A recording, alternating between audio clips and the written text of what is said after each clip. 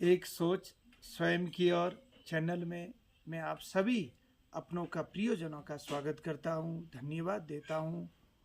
हमारी सत्संग जागृति के ऊपर गुरु भक्ति जो सीरीज चल रही है उसमें हम चर्चा करते आए। आखिर हम इस अंधकारमयी तमोगुणी सृष्टि में शरीर रूप को, शरीर के भाव को, शरीर के क्रम को कैसे प्राप्त हुए।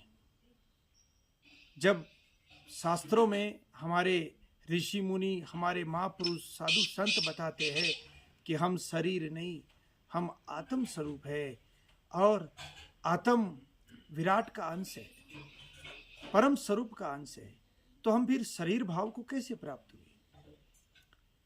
एक यात्रा पर आपका ध्यान ले जाना चाहता हूँ, उन अंतिम तलों पर आपका ध्यान ले जाना चाहता हूँ जो इस रचना के अत्यंत परे, जो सर्वव्यापी स्वरूप है, सर्वव्यापी स्वभाव है, सर्वव्यापी जो कर्म रूप गति है, उस कर्म रूप गति के अंदर आदि अनादि काल पूर्व सब संकल्प, सब गति की धाराएं सबसे विराम होकर नीलवर्ण के साथ हमने जब एकता स्थापित की, नीलवर्ण के गर्भ में प्रवेश किया, तो हम सब संकल्प से मुक्त हुए, सब धाराओं से मुक्त हुए, सब क्रियाओं से मुक्त हुए और हम महान विश्राम को प्राप्त हुए।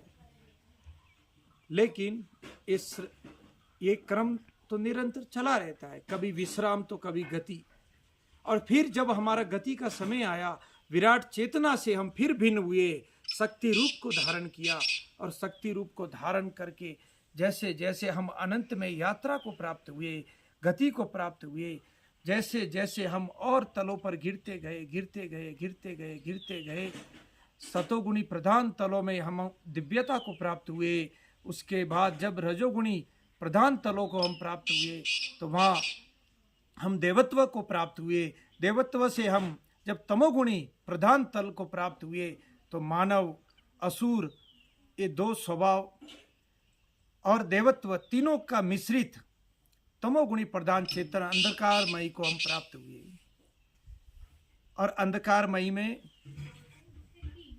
सतोगुणी प्रधान क्षेत्र में हम ज्योति स्वरूपा में थे, रजोगुणी प्रधान क्षेत्र में हम आकार स्वरूप में थे और तमोगुणी प्रधान क्षेत्र में हम रूप को प्राप्त हुए, जिसे हम शरीर कहते हैं।